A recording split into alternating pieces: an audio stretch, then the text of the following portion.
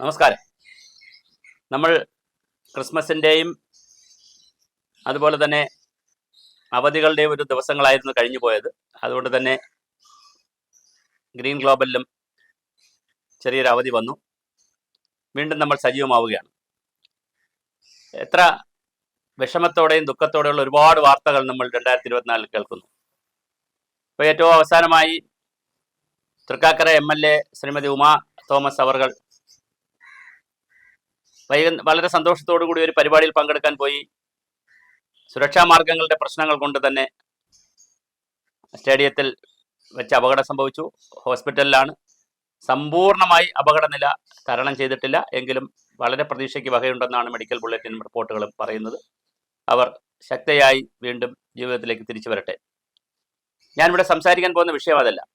2014 ദേശീയ ദുരന്ത നിവാരണ authority, national disaster management authority വളരെ ഗൗരവമായ നിലയിൽ തന്നെ managing crowd at events and venues of mass gathering, ആൾക്കൂട്ടം വരുന്ന സ്ഥലങ്ങളിൽ എങ്ങനെ ആയിരിക്കണം, guide four state government, local government authorities and other organisations, സംസ്ഥാന ഗവൺമെന്റുകൾക്ക്, ജില്ലാ ഭരണകൂടങ്ങൾക്ക്, തദ്ദേശഭരണ സ്ഥാപനങ്ങൾക്ക്, മറ്റ് ഏജൻസികൾക്ക് എല്ലാവർക്കുമായിട്ട് 2014 തന്നെ നാഷണൽ ഡിസാസ്റ്റർ മാനേജ്മെന്റ് അതോറിറ്റി വളരെ ഗൗരവമായ ഗൈഡ് ലൈൻ പുറപ്പെടുവിച്ചിട്ടുണ്ട്. അതിനെ തുടർന്ന് 2014 കേന്ദ്രത്തിന്റെ ഗൈഡ് ലൈൻ വരുന്നത്. 2016 കേരളത്തിലും guide lines for issuing licence to amusement rights of various types of carnivals and theme parks ഉൾപ്പെടെയുള്ള കാര്യങ്ങൾക്ക് വേണ്ടി നമ്മൾ ഗൈഡ് ലൈൻ ഇറക്കിയിട്ടുണ്ട്. അപ്പോൾ ഗൈഡ് ലൈനുകളുടെ ഒരു അപാകതയൊന്നുമല്ല, സുരക്ഷിത മാർഗങ്ങൾ പലപ്പോഴും അവലംബിക്കുന്നുണ്ടോ എന്നുള്ളത് ഒരു വലിയ പ്രശ്നമാണ്. ഇപ്പോൾ കൊച്ചിയിൽ സംഭവിച്ചത്, കലൂർ സ്റ്റേഡിയത്തിൽ സംഭവിച്ചത് 100% സുരക്ഷാ വീഴ്ചയാണെന്നും അത് സംഘടിപ്പിച്ച ഈവന്റ് മാനേജ്മെന്റുകാരെയും അതിൻ്റെ വർക്ക് എടുത്തവരെ എല്ലാവരും അറസ്റ്റ് ചെയ്തിരിക്കുകയാണ്. പക്ഷെ നമ്മുടെ ഒരു സിസ്റ്റത്തിനും കൂടി ഒരു പ്രശ്നമുണ്ട്. ഈ പരിപാടി ഈ പ്രശ്നം കഴിഞ്ഞപ്പോൾ അല്ലെങ്കിൽ ഈ പ്രതിസന്ധി ഉണ്ടായപ്പോൾ പൊതുമരാമത്ത് വകുപ്പുകാരും ജില്ലാ ഭരണകൂടക്കാരും അതുപോലെ തന്നെ മറ്റ് ഏജൻസികളും ഒക്കെ പോയി നോക്കി ഇത് ശരിയാണോ, സുരക്ഷാ മാനദണ്ഡങ്ങൾ പാലിച്ചിട്ടുണ്ടോ. എന്നാൽ ആൾക്കൂട്ടങ്ങൾ വരുന്ന സ്ഥലത്ത് പരിപാടിക്ക് തൊട്ടു മുമ്പേ കുറച്ച് 2-3 മണിക്കൂറെങ്കിലും മുമ്പ്, അല്ലെങ്കിൽ രാവിലെ വൈകിട്ട് പരിപാടിയെങ്കിലും ഉച്ചയോടുകൂടിയെങ്കിലും ഈ ഉദ്യോഗസ്ഥർ സന്ദർശിച്ചിരുന്നുവെങ്കിൽ ആവശ്യമായ സുരക്ഷാ മാർഗങ്ങൾ അവലംബിച്ചിട്ട് മാത്രമേ പരിപാടി നടത്താൻ കഴിയുകയുള്ളൂ എന്ന് ഒരു നിർബന്ധം പിടിച്ചിരുന്നുവെങ്കിൽ തീർച്ചയായിട്ടും ഈ അപകടം ഒഴിവാക്കാമായിരുന്നു. ഇതിന് തൊട്ട് മുന്നേ കുസാറ്റിൽ സംഭവിച്ച മറ്റൊരു പരിപാടിയിൽ വളരെയധികം വിദ്യാർത്ഥികളാണ് നമുക്ക് അപകടത്തിൽ പോവുകയും നഷ്ടപ്പെടുകയൊക്കെ ചെയ്തത്. അവിടെയും ഇത് തന്നെ. കൊച്ചിയിലാണ് ഇത് സംഭവിച്ചുകൊണ്ടിരിക്കുന്നത്. എന്താണ് കൊച്ചിക്ക് സംഭവിക്കുന്നത്? യാതൊരു സുരക്ഷിതത്വവും ഇല്ലാതെ ആൾക്കൂട്ടം വരികയാണ്. ആൾക്കൂട്ടം വരുമ്പോൾ 12,000 പേര് മത്സരിക്കാൻ തന്നെ വരുന്നു, അല്ലെങ്കിൽ പെർഫോം ചെയ്യാൻ തന്നെ വരുന്നു. അത് കാണാൻ ആയിരക്കണക്കിന് ആളുകൾ വരുന്നു. അപ്പോൾ 10,000-കണക്കിന് ആളുകൾ വരുന്ന വേദിയിൽ, സ്റ്റേഡിയത്തിൽ അനുവാദമില്ലാതെയും അനിയന്ത്രിതമായും അശാസ്ത്രീയമായും സ്റ്റേജ് ഉണ്ടാക്കി ആ സ്റ്റേജിൽ കയറുന്ന ഗസ്റ്റുമാർ, മന്ത്രി വന്നിരുന്നു, MLA വന്നിരുന്നു, അവിടുത്തെ MP ഉണ്ടായിരുന്നു, വളരെ പ്രമുഖരായ ആളുകളൊക്കെ ഉണ്ടായിരുന്നു. ശ്രീമതി ഉമാ തോമസ് സ്റ്റേജിലേക്ക് പോയതാണ്. പിന്നെ എണീറ്റ് വന്ന് നടന്നു വന്ന് മറ്റ് ഗസ്റ്റുമാർ വരുന്ന കണ്ടുകൊണ്ട് നടന്നു വന്നതാണ്.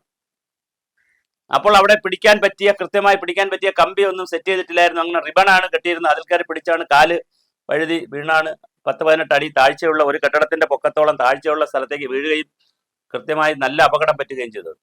എന്താണ് നമ്മുടെ സുരക്ഷാ സംവിധാനങ്ങൾ? ആരാണ് ഇതിന് ഉത്തരവാദി? കൃത്യമായ ഡിസാസ്റ്റർ മാനേജ്മെന്റിന്റെ ആക്റ്റും ഡിസാസ്റ്റർ മാനേജ്മെന്റ് അതോറിറ്റികളും ജില്ലാതലത്തിലൊക്കെ പ്രവർത്തിക്കുന്നുണ്ട്. പോലീസ് സംവിധാനമുണ്ട് നമ്മുടെ നാട്ടിൽ, പൊതുമരാമത്ത് വകുപ്പിന്റെ സംവിധാനമുണ്ട്, ഇനി GCDA ഉണ്ട്, ഗ്രേറ്റർ കൊച്ചി ഡെവലപ്മെന്റ് അതോറിറ്റി ഉണ്ട്. അവർക്ക് അവരുടെ greater Kochi authority of India development അതോറിറ്റിയുടേതാണ് സ്റ്റേഡിയം. അപ്പൊ അവരുണ്ട്. അപ്പോൾ വളരെ കൃത്യമായി ഗൗരവമായ ഒരുപാട് ഉദ്യോഗസ്ഥരും സംവിധാനവും ഉണ്ടായിരിക്കുകയാണ്. ഇപ്പൊ നമ്മുടെ നാട്ടിൽ സംഭവിക്കുന്നത് എങ്ങനെയാന്ന് വെച്ചാൽ, ഏതെങ്കിലും പരിപാടി ആരെങ്കിലും സ്പോൺസർ ചെയ്യുകയോ നടത്തുകയോ ചെയ്യുകയാണെങ്കിൽ അവിടെ ഇവന്റ് മാനേജ്മെന്റുകാർ പോയി ഇത് കെട്ടിക്കൊടുക്കുകയും മറ്റ് സൗകര്യങ്ങൾ ഒരുക്കും. അപ്പൊ ഇവർ അപേക്ഷകൾ കൊടുക്കും. മൈക്ക് അനൗൺസ്മെന്റ് നടത്തണമെങ്കിലോ മൈക്ക് പ്രവർത്തിപ്പിക്കണമെങ്കിലോ പോലീസിന്റെ അനുവാദം വേണം. അപ്പൊ സിറ്റിയിലാണെങ്കിൽ സിറ്റി കമ്മീഷണർക്ക് കത്ത് കൊടുക്കും. പിന്നെ ചിലപ്പോൾ സംസ്ഥാന പരിപാടിയാണെങ്കിൽ DGPക്ക് കത്ത് കൊടുക്കുക, അങ്ങനെ പെർമിഷൻ കത്ത് കൊടുക്കുക. പിന്നെ ടാക്സ് അടയ്ക്കേണ്ട കേസാണെങ്കിൽ ടാക്സ് അടയ്ക്കുക, ഇങ്ങനെ പേപ്പർ വർക്ക് ചെയ്യും. പക്ഷെ ആ പേപ്പറിൽ വളരെ കൃത്യമായി ഒരുപാട് നിബന്ധനകൾ പറഞ്ഞിരിക്കും എങ്ങനെയാണ് ഇത് നടത്തേണ്ടതെന്ന്. മാസ് വരുന്നിടത്ത് എന്തൊക്കെ സൗകര്യങ്ങൾ ഒരുക്കണം, ആംബുലൻസിന്റെ സൗകര്യങ്ങൾ ആവശ്യമുണ്ട്, അപകടം ഉണ്ടായാലും ഇല്ലെങ്കിലും ആംബുലൻസിന്റെ സൗകര്യങ്ങൾ ആവശ്യമുണ്ട്, മാസ് വരുന്നിടത്ത് കുടിവെള്ളം കൊടുക്കാനുള്ള സംവിധാനം ആവശ്യമുണ്ട്, ആ മാസിന് ഒരു അപകടമുണ്ടായാൽ പല സ്ഥലത്തൂടെയും പുറത്തു വരാൻ പറ്റുന്ന ഒരുപാട് ഗേറ്റുകളുടെ ആവശ്യമുണ്ട്. ഒരുപാട് സൗകര്യങ്ങൾ ഒരുക്കിയിട്ട് വേണം ജനങ്ങളെ വിളിക്കാൻ. ഇതെല്ലാം പറഞ്ഞേക്കും, ആ ഗൈഡ് ലൈനിൽ പറഞ്ഞേക്കും. പക്ഷേ വെറുതെ ഗൈഡ് ലൈനിന്റെ മുകളിൽ ഡേറ്റും പരിപാടിയും സംഘടനയുടെ പേരും ഒക്കെ അങ്ങ് രജിസ്റ്റർ ചെയ്ത് എഴുതി വെപ്പിച്ച് ഒപ്പിട്ട് കൊടുത്ത് പൈസ മേടിക്കുന്നതല്ലാതെ അതിലെന്താണ് പറഞ്ഞിരിക്കുന്നതെന്ന് സംഘാടകനും വായിച്ചു നോക്കാറില്ല. ഇത് ഫീസ് വാങ്ങുന്നവർക്ക് പറഞ്ഞു കൊടുക്കാറുമില്ല. എന്നാൽ ഇത് ഫീസ് വാങ്ങിയതിന് ശേഷം പരിപാടി വൈകുന്നേരമാണെങ്കിൽ ഉച്ചയ്ക്കും രാവിലെ ആണെങ്കിൽ തലേ ദിവസവും പോയി എന്തെല്ലാം സുരക്ഷിത മാർഗങ്ങളാണ് അവിടെ ചെയ്തിരിക്കുന്നതെന്ന് പരിശോധിക്കുവാനുള്ള ഒരു പ്രായോഗികമായിട്ടുള്ള ഒരു നടപടി നമ്മുടെ ഉദ്യോഗസ്ഥ സംവിധാനത്തിൽ വരുന്നില്ല എന്നുള്ളത് ഗുരുതരമായ വീഴ്ചയാണ്. ഉണ്ടായതിനു ശേഷം അവിടെ ചെന്ന് അത് വീഴ്ചയായിരുന്നു, ഇത് വീഴ്ചയായിരുന്നു എന്നൊക്കെ പറയാം, നമുക്ക് കേസൊക്കെ എടുക്കാം. പക്ഷെ ഉണ്ടാകുന്ന ആർക്കെങ്കിലും ജീവനോ നഷ്ടമോ സ്വത്തിനോ അല്ലെങ്കിൽ എന്തെങ്കിലും നഷ്ടം സംഭവിച്ചു പോയാൽ, അപകടം സംഭവിച്ചു പോയാൽ അത് അനുഭവിക്കുന്നത് ജനങ്ങളാണ്. അത് വളരെ ഗൗരവമായൊരു വിഷയമാണ്. അതുകൊണ്ട് തീർച്ചയായിട്ടും നമ്മുടെ സുരക്ഷാ സംവിധാനങ്ങളിൽ, പ്രത്യേകിച്ച് ഗ്യാതറിംഗ് വരുന്ന, മാസ് വരുന്ന, ജനങ്ങൾ വരുന്ന സ്ഥലങ്ങൾ, അതായത് ഉത്സവപ്പറമ്പുകളായാലും അതുപോലെ മറ്റ് പ്രദേശങ്ങളായാലും ക്ലോസ് ഡോർ പ്രോഗ്രാം, പ്രത്യേകിച്ച് ഇതൊരു ക്ലോസ് ഡോർ പ്രോഗ്രാം ആണ്, സ്റ്റേഡിയത്തിനകത്താണ് നടക്കുന്നത്, ആഡിറ്റോറിയങ്ങൾക്കകത്താണ് പല പരിപാടികളും നടക്കുന്നത്. അവിടെ വളരെ സുരക്ഷിതമായ തീ പിടിക്കാതിരിക്കുവാനുള്ള സംവിധാനങ്ങൾ, ഷോർട്ട് സർക്യൂട്ട് ഉണ്ടാകുന്നതുമായി ബന്ധപ്പെട്ട കാര്യങ്ങൾ, അതുപോലെ എന്തെങ്കിലും ഒരു കലാമിറ്റി ഉണ്ടായാൽ പെട്ടെന്ന് ആളുകൾക്ക് ഓടി മാറാനുള്ള സൗകര്യങ്ങൾ, ഇങ്ങനെ ഒരുപാട് കാര്യങ്ങൾ ചെയ്തുകൊണ്ട് വേണം ഇത്തരത്തിലുള്ള പരിപാടികൾ നടത്തുവാൻ. ഇതിന്റെ സംഘാടനത്തെ സംബന്ധിച്ചും പണപ്പിരിവിനെ സംബന്ധിച്ചൊക്കെ വേറെ ആക്ഷേപമുണ്ട്. അപ്പോൾ എത്ര ക്വാളിറ്റിയുള്ള നല്ല പ്രൊഫഷണൽ ആയിട്ടുള്ള ഏജൻസിയാണ് ഇത് ചെയ്തത് എന്ന പ്രശ്നം വേറെയുണ്ട്. അത് നമുക്കിവിടെ ചർച്ച ചെയ്യേണ്ട, മറ്റൊരു രൂപത്തിൽ ചർച്ച ചെയ്യേണ്ടതാണ്. തീർച്ചയായും എന്ത് തന്നെ ആയിരുന്നാലും നമ്മുടെ നാട്ടിൽ ഇതായിപ്പോ പുതിയ വർഷം വരികയാണ്, നിരവധി പ്രവർത്തനങ്ങൾ നടക്കും, ആഘോഷങ്ങൾ നടക്കും, പരിപാടികൾ നടക്കും. അതൊക്കെ നടക്കട്ടെ, ആളുകൾക്ക് സന്തോഷിക്കുവാനും ആനന്ദിക്കുവാനും തന്നെയാണ് നമ്മൾ ഈ ഭൂമിയിൽ വന്നതും. അത് ചെയ്യുന്നതിൽ തെറ്റുമില്ല. പക്ഷേ ഓരോ ആഘോഷങ്ങളും, ഓരോ ആനന്ദവും, ഓരോ പരിപാടികളും വലിയ വലിയ അപകടങ്ങളിലേക്കാണ് ക്ഷണിച്ചു വരുത്തുന്നതെങ്കിൽ അത് വലിയ ഗുരുതരമായ പ്രതിസന്ധിയാണ്, പ്രശ്നമാണ്.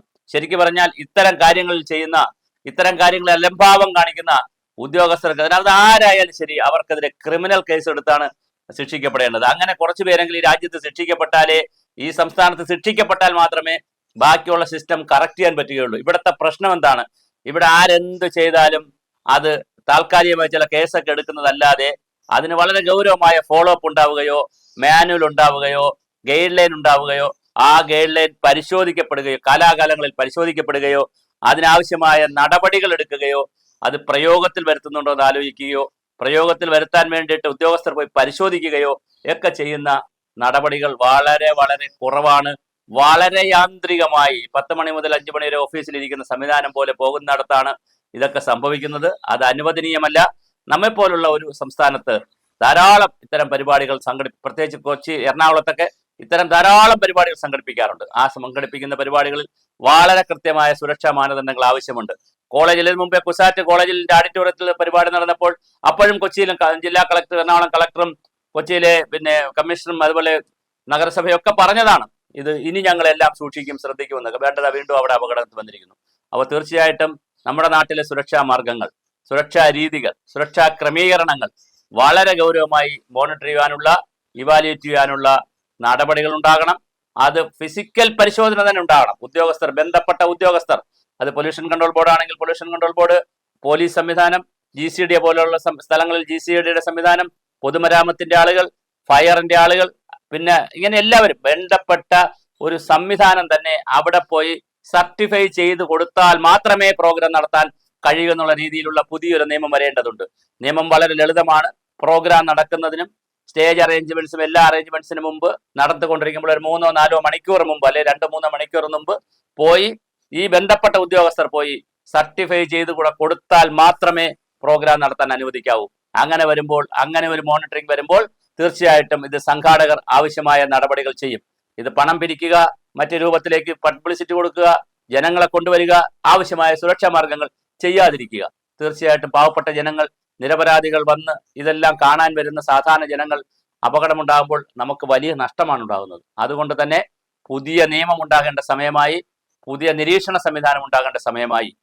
ഈ ഏത് പ്രോഗ്രാമും നടത്തുന്നതിന് 2-3 മണിക്കൂർ മുമ്പേ ബന്ധപ്പെട്ട ഉദ്യോഗസ്ഥർ, ഇപ്പൊ ഗവർണർ വരികയാണ്, ഇന്ത്യൻ പ്രസിഡന്റ് വരികയാണ്, പ്രധാനമന്ത്രി വരികയാണ്, മുഖ്യമന്ത്രി വരികയാണ്, ബന്ധപ്പെട്ട ഉദ്യോഗസ്ഥർ വന്ന് എല്ലാ പരിശോധന നടത്തുമല്ലോ. അവർ ക്ലിയറൻസ് കൊടുത്താലല്ലേ മറ്റുള്ളവർ വരികയുള്ളൂ. പക്ഷേ സാധാരണ മന്ത്രിമാർ പങ്കെടുക്കുന്ന, MLA മാർ പങ്കെടുക്കുന്ന, MP മാർ പങ്കെടുക്കുന്ന, സാധാരണ ജനങ്ങൾ പങ്കെടുക്കുന്ന പരിപാടിയിൽ അങ്ങനെ ഒരു ക്ലിയറൻസ് ഇല്ല ഇപ്പോൾ. തീർച്ചയായിട്ടും അതൊരു ക്ലിയറൻസിന്റെ ആവശ്യമുണ്ട്. ബന്ധപ്പെട്ട ഉദ്യോഗസ്ഥർ 2-3 മണിക്കൂർ മുമ്പേ ആ സ്ഥലത്തെത്തുകയും അവർ ഓക്കെ പറയുന്ന ഒരു സർട്ടിഫിക്കറ്റ് കൊടുത്താൽ മാത്രമേ പരിപാടി നടത്താൻ പാടുള്ളൂ. അങ്ങനെ പ്രത്യേകിച്ച് ഗ്യാതറിംഗ് കൂടുന്ന സ്ഥലങ്ങളിൽ, ചെറിയ പരിപാടിയാണ്, വലിയ ഹാളാണ്, സൗകര്യങ്ങൾ ഉണ്ടെങ്കിൽ നമ്മൾ അങ്ങനെ ചിന്തിക്കണമെന്നില്ല. പക്ഷെ വലിയ പരിപാടികളാണ്, ചെറിയ സംവിധാനമാണ് ഉള്ളതെങ്കിൽ അതിനാവശ്യമായ എല്ലാ സുരക്ഷാ ക്രമീകരണങ്ങളും നടത്തിക്കൊണ്ട് മാത്രമേ ചെയ്യാൻ കഴിയുകയുള്ളൂ. കൊച്ചിയിൽ നടന്നത് നമ്മുടെ സംവിധാനങ്ങളുടെ ആകെ ഒരു വീഴ്ചയാണ്. അത്തരത്തിലൊരു വീഴ്ച ഉണ്ടാകാൻ പാടില്ല. അതിൽ ജില്ലാ ഭരണകൂടത്തിന് വളരെ ഗൗരവമായ പങ്കുണ്ട്. അവർ അത് ഗൗരവമായി ആലോചിക്കണം. GCDA ഗൗരവമായി ഇത്തരം കാര്യങ്ങൾ ഇനി സ്റ്റേഡിയം കൊടുക്കുമ്പോൾ ആലോചിക്കണം.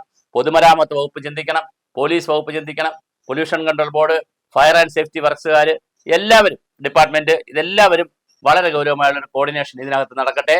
ഇനിയും ഒരു ദുരന്തം കൂടി കൊച്ചിയിലായാലും രാജ്യത്തായാലും നമ്മുടെ ഈ സ്റ്റേറ്റിൽ എവിടെയായാലും നമ്മുടെ രാജ്യത്തായാലും ഇനിയൊരു ദുരന്തം ഇത്തരത്തിൽ ക്രമീകരണങ്ങളുടെ കുറവ് കൊണ്ട്, സ്ട്രക്ചറലായുള്ള പ്രശ്നങ്ങൾ കൊണ്ട്, അല്ലെങ്കിൽ സുരക്ഷാ സംവിധാനങ്ങൾ ഏർപ്പെടുത്താത്തത് കൊണ്ട് ഒരു അപകടവും ഉണ്ടാകാതിരിക്കട്ടെ.